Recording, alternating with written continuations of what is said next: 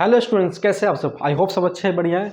तो आज अपने पास हम कैश फ्लो स्टेटमेंट के अंदर जो एक कंसेप्ट समझना है, हालांकि उसमें बहुत कुछ आने वाला है। तो मैंने कुछ बात लिख रखे हैं, तो इसको मैं बोलूँगा अपने आप नोटबुक में as a important points oblique theories करके नोट डाउन करोगे। क्यों? क्योंकि इन पॉइंट्स को समझना बहुत इंपॉर्टेंट है जब हम कैश फ्लो कैलकुलेट कर रहे हैं फ्रॉम ऑपरेटिंग एक्टिविटीज़, है ना। तो इन पॉइंट्स को आप, इन बात को, इन थ्योरीज को समझ जाते हो विद कंसेप्ट, तो ऑपरेटिंग एक्टिविटीज़ से जो आपको कैलकुलेशन करना होता है कैश फ्लो का ऑपरेटिंग एक्टिविटीज़ से, वो आपके लिए बड़ा इजी बन जाएगा। तो आइए समझते हैं क्या क्या हमें डिस्कस करना है। तो देखो, जो मैंने नोट डाउन किया है उसे आप नोट डाउन कर लेना, पहले वीडियो को समझ लो, क्लास को आप पढ़ लीजिए, सीख लीजिए, उसके बाद देखो इसको भी मैं समझाऊंगा। सबसे पहले समझो एक बात को, क्या लिखा हुआ है। सबसे पहला पॉइंट है propose dividend for current year. ठीक है, सपोज मैं हर एक चीज़ को समझा रहा हूँ। 2021 लिखा, यहाँ मैंने 2022 लिखा। ये जो propose dividend for current year वो आपको दे रखा, सपोज 2021 में 10,000 रुपये, 2022 में दे रखा है सपोज 15,000।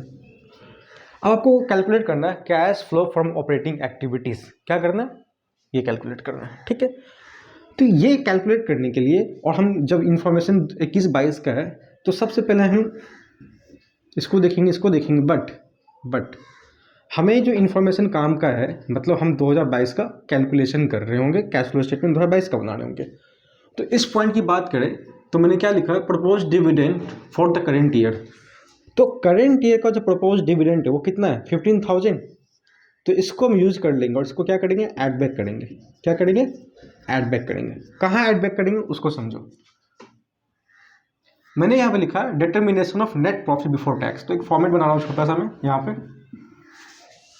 ठीक है। तो इसको मैं थोड़ा सा आगे ले लेता हूँ, उसको चेंज कर लेता हूँ, डार्क नहीं दिख रहा है ना।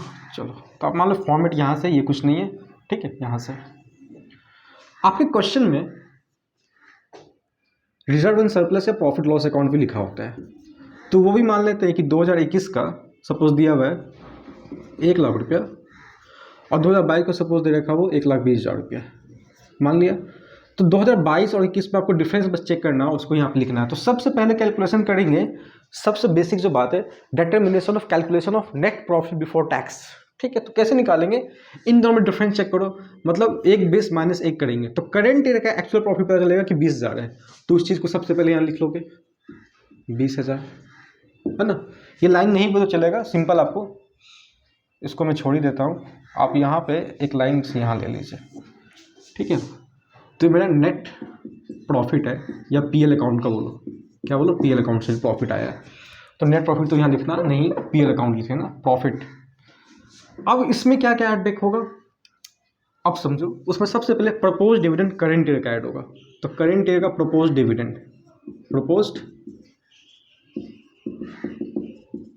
डिविडेंड कितना है? 15,000। तो 15,000 लिख दो। और क्या हो सकता है? Interim dividend paid during the year. अगर कोई इंटरिम डिविडेंड का इन्फॉर्मेशन अगर है तो उसको भी सबसे पहले ऐड कर लो। कहाँ पर? जब हम calculation of net profit before tax कर रहे हैं वहाँ पर।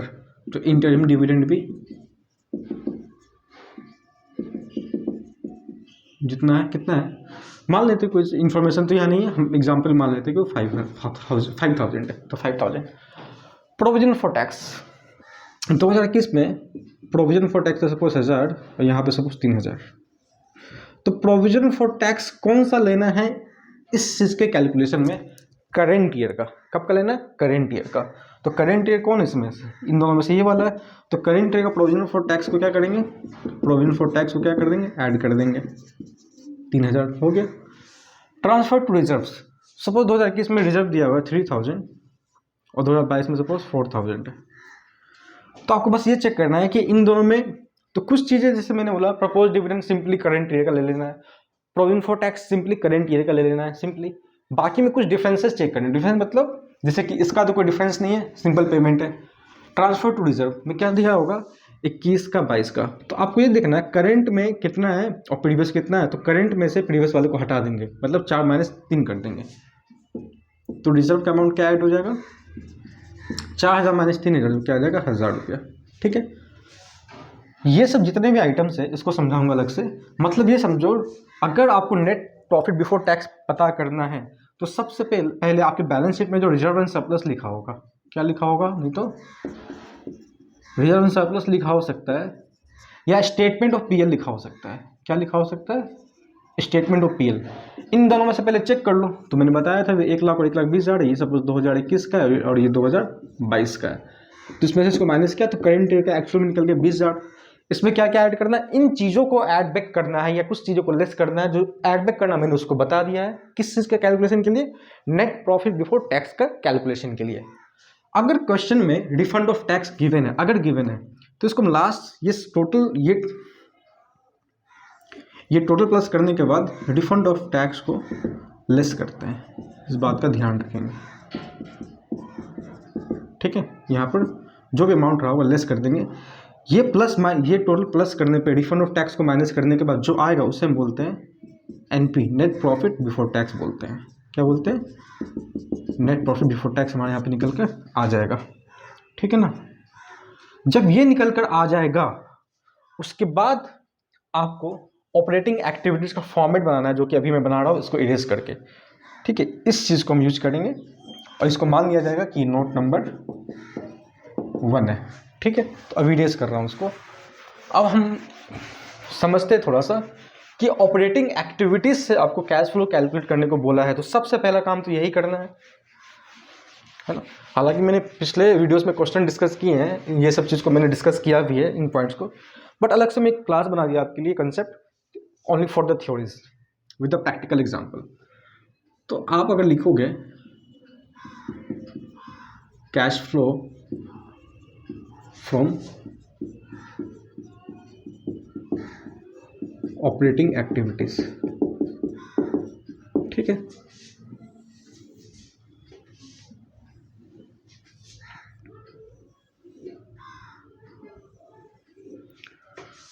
पार्ट फॉर्मेट वगैरह फॉलो कर लेना। जो प्रॉफिट निकल के आया था net profit before tax, net profit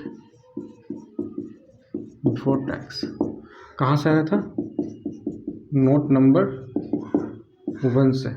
जो भी अमाउंट आया होगा उसको यहाँ लिखो। अब इसमें कुछ एडजस्टमेंट करने हैं नॉन कैश और नॉन ऑपरेटिंग आइटम्स का, तो यहाँ लिखा जाएगा adjustments for non cash and non operating items.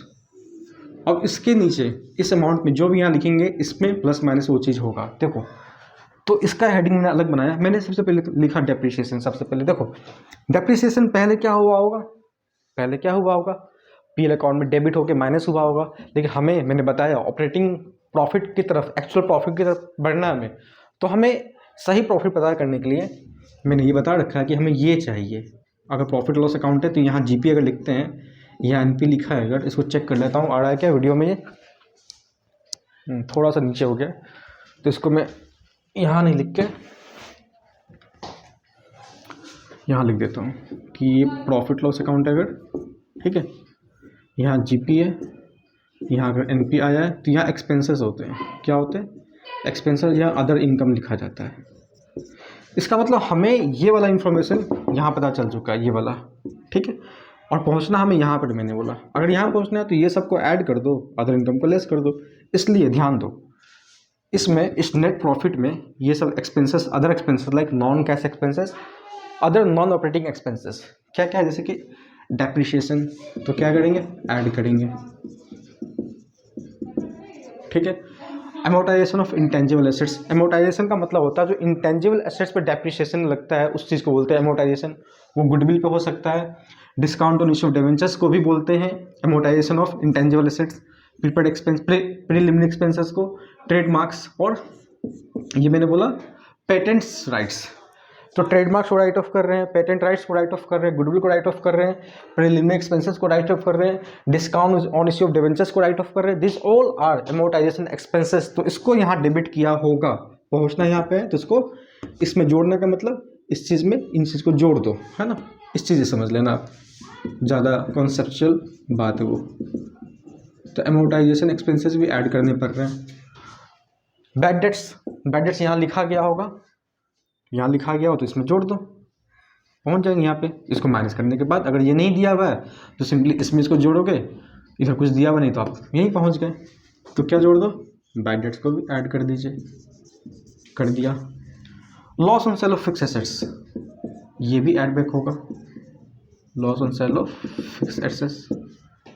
Interest का पेमेंट हो रहा है शॉर्ट टर्म पे या लॉन्ग टर्म लोन्स पे, तो वो भी क्या होगा,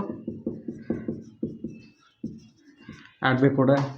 क्रिएशन ऑफ प्रोविजन, देखो किसी भी प्रोविजन को बनाया जाए, किसी भी खर्चा के रिगार्डिंग प्रोविजन या प्रोविजन फॉर डाउटफुल डेट्स या any other kind of provision, उस प्रोविजन को दिखाया जाता है प्रॉफिट लॉस अकाउंट के डेबिट साइड में, है ना।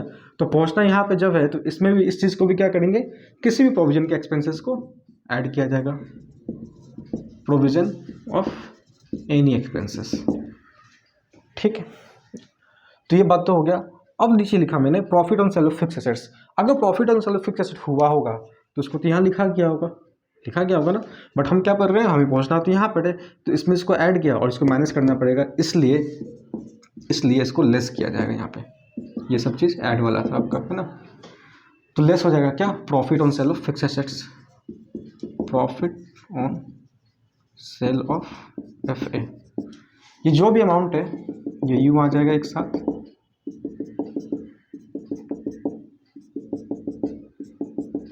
ठीक है। फिर ये अमाउंट चला जाएगा, तो आप इसको एक जगह लिख सकते हो, फिर माइनस वाला यहाँ पे दिखा के। और क्या है, receipt of interest and dividend. देखो अगर इंटरेस्ट का इनकम हुआ या डिविडेंड का इनकम हुआ है, अगर हुआ है तो उसको भी यहाँ दिखाया होगा, है ना। बट तो यहाँ पहुँचने के लिए इसमें इसको जोड़ रहे थे, इसको माइनस ही करना होगा। तो इंटरेस्ट अगर रिसीव किया है तो, और डिविडेंड रिसीव किया है तो वो भी क्या होगा, लेस ही होगा, है ना। तो ये भी क्या होगा, अमाउंट लेस में चला जाएगा।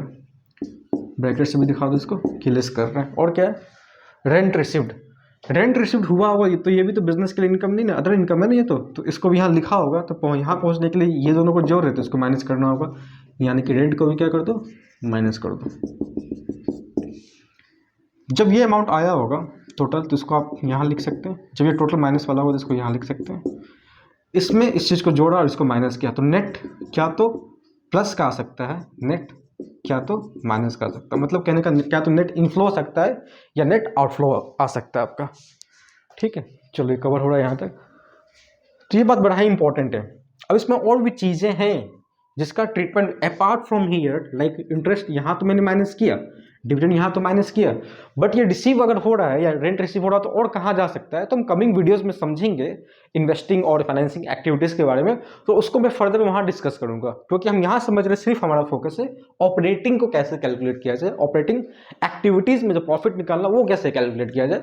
तो मैं सिर्फ उस पर ही डिस्कस कर रहा हूँ, इसमें इन्वेस्टिंग या फाइनेंसिंग को इंक्लूड हम नहीं कर रहे हैं, क्योंकि इन्वेस्टिंग फाइनेंसिंग का भी जिक्र इसमें आ सकता है कुछ पॉइंट्स को लेके। तो उसके लिए मैं सेपरेट वीडियो आपके लिए बनाऊंगा, तो उसके लिए आप बेफिक्र रहेंगे बिल्कुल कि सर कोई पॉइंट छोड़ रहे हैं क्या, बिल्कुल नहीं छोड़ रहे हैं। कमिंग वीडियोस में जो पॉइंट्स इंपॉर्टेंट है वो हम डिस्कस करेंगे ही, इन पॉइंट्स के रिगार्डिंग जो काम आने वाला है। ठीक है सर, समझ गया आपकी बात, चलो आगे। तो मैंने एक बात लिखा यहाँ पे, ये क्या है भाई, तो यहाँ तक जब पहुँच जाते हैं तो ये इनफ्लो आया है चाहे आउटफ्लो आया है, इसको बोलते हैं operating profit before working capital change. क्या बोलते हैं, operating profit before working capital change. अगर इसके बाद क्वेश्चन में आपको दिया हुआ वर्किंग कैपिटल के इंफॉर्मेशन, लाइक मैंने यहाँ लिखा 2021 2022, यहाँ लिखा डेटर, यहाँ लिखा 10,000, यहाँ लिखा 9,000। तो आप तो बता रहे हैं करेंट ईयर का यानी 2022 का, तो आपको चेक करना डेटर यहाँ से यहाँ में क्या डिफरेंस आया है। तो ये वर्किंग कैपिटल का पार्ट है, क्योंकि वर्किंग कैपिटल में क्या लेते हैं हम, करेंट एसेट्स और करेंट लायबिलिटीज़ को लेते हैं। तो इसको इसी को हम समझ रहे हैं या इसको समझ रहे हैं। तो डेटर तो करेंट एसेट्स होता है ना, यहाँ से आने में आपको पता चल रहा है कि डेटर कम हो रहा है। डेटर कम कब होगा, इसका मतलब डेटर हमें कुछ पैसा दे दिया है, अपना दे दिया है। अगर वो दे दिया है हमें अपने 1,000 रुपया, मतलब कि 10,000 था लेना, अब हमें 9,000 लेना, ये लिखा हुआ, मतलब 9,000 रुपये वो आपको दे दिया, मतलब हमारे बिजनेस में उतने रुपये से कैश का इनफ्लो हो रहा है। क्या हो रहा है, कैश का इनफ्लो। तो यहाँ जो 1,000 रुपया कम हो रहा है, तो ये तो एक बात समझ में आ रहा है कि डिक्रीजिंग डेटर बताना पड़ेगा इसको, कि डेटर क्या हो रहा है, कम हो रहा है। और डेटर के कम होने से क्या हो रहा है, आपके यहाँ 1,000 रुपये का कैश का इनफ्लो हो रहा है। तो फॉर्मेट में अगर लिखेंगे तो यहाँ लिखना पड़ेगा डिक्रीज इन डेटर्स और 1000 रुपया सिंपल लिखना होगा, इनफ्लो है इसलिए प्लस कर देंगे। तो जो भी operating profit before working capital change आया होगा उसके बाद ही करना है वर्किंग कैपिटल का काम, चाहे प्लस या माइनस। इनफ्लो है तो प्लस करके दिखाना है आए हुए अमाउंट पर, और अगर आउटफ्लो है तो माइनस करके दिखाना है आए जो पहले अमाउंट आ रहा था उस पर। ठीक है, तो मैं मान लेता हूँ कि मैंने क्या किया, इसी को मैं कैरी फॉरवर्ड करके यहाँ लिख रहा हूँ कि हमारा operating profit before working capital change कुछ आ रखा था, समथिंग अमाउंट आ रखा था। अब इसमें मैंने बोला मुझे पता चला डेटर के बारे में, तो मैं इसको प्लस करूँगा क्योंकि डेटर डिक्रीज हो रहा जरूर है, डिक्रीज हो रहा जरूर है, बट इससे क्या हो रहा है, इनफ्लो हो रहा है। तो इस अमाउंट में ये 1000 रुपये क्या हो जाएगा, ऐड हो जाएगा। ठीक है, मान लो यहाँ लिखा हुआ क्रेडिटर, क्या लिखा हुआ, क्रेडिटर, यहाँ लिखा 15,000 और यहाँ लिख दिया सपोज यहाँ पर लिख दिया 17,000।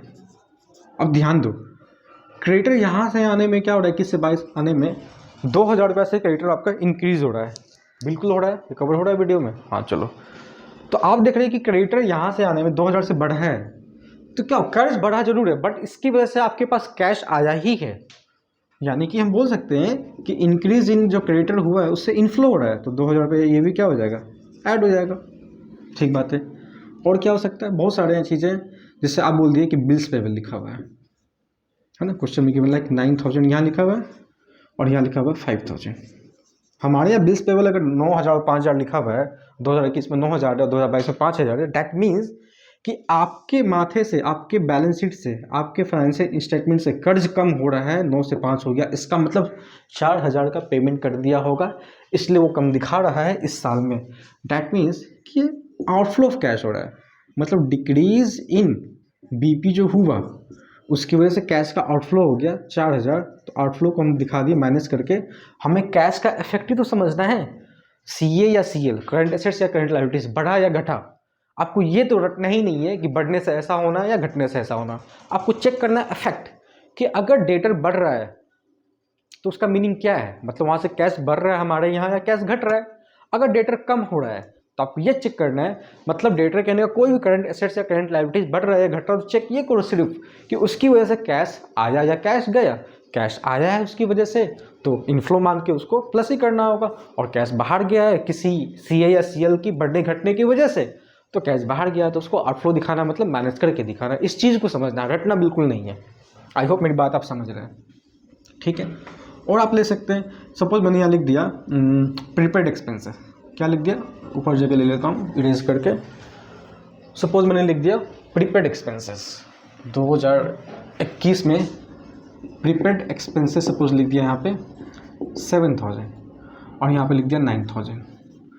तो देखो यहाँ पे प्रीपेड एक्सपेंस बिजनेस के लिए एसेट्स होता है, बट यहाँ पे खर्चा है 7000 और यहाँ पे प्रीपेड एक्सपेंस दिखा रहा है 9000। मतलब आप तो ये बोलो कि एसेट्स 2000 से बढ़ ही रहा है, बट ये एसेट्स बढ़ा कैसे, इस चीज़ को सोचो। ये एसेट्स है जरूर, बट ये एसेट्स बढ़ने की वजह से आपका कैश का आउटफ्लो ही हुआ होगा।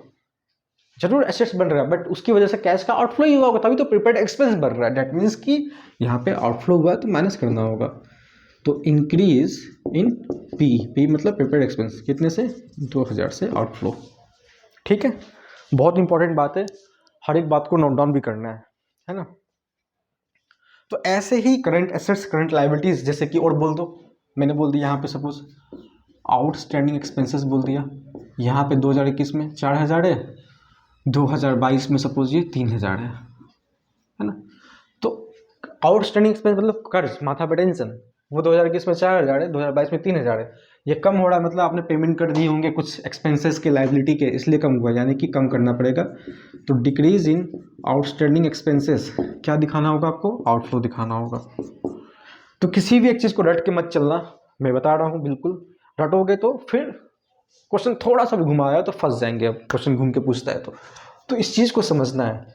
तो मैंने एक वीडियो में बताया था कि हम वर्किंग कैपिटल को भी डिस्कस कर लेंगे, तो ऑलमोस्ट हमने इस चीज़ को भी समझ लिया यहाँ पे कि operating profit before working capital change आने के बाद वर्किंग कैपिटल का क्या प्लस माइनस करना है। जब ये सारा काम हो जाता है, कहने का मतलब operating profit before working capital change में हमने वर्किंग कैपिटल का जितने एडजस्टमेंट दिए तो वो कर दिए, तो हमारे पास आता है क्या आता है, cash flow from operating activities आ जाता है। अगर क्वेश्चन में टैक्स का पेमेंट का भी इंफॉर्मेशन है तो सारा कुछ आने के बाद टैक्स को माइनस कर दो, तब ये बात बोलोगे आप कि cash flow from operating activities, है ना। अगर टैक्स का इंफॉर्मेशन नहीं है तो आप सिंपली इतने करने के बाद ही आप बोलोगे कि हाँ हमारा जो भी अमाउंट आ गया cash flow from operating activities. ठीक है, तो ऑपरेटिंग एक्टिविटीज को समझने का ये सबसे बेस्ट एक जो यूजफुल चीज़ें हैं हमने यहाँ पर डिस्कस कर दिया आपके सामने। पहले ये काम करना होगा, उसके बाद ही ऑपरेटिंग एक्टिविटीज़ का फॉर्मेट प्रॉपर बना के, है ना। ये तो मैंने ऑपरेटिंग का बनाया, इसके पहले जो मैंने बनाया था अभी नेट प्रॉफिट निकालने का, पहले वो बनाना है फिर इस पे आएंगे।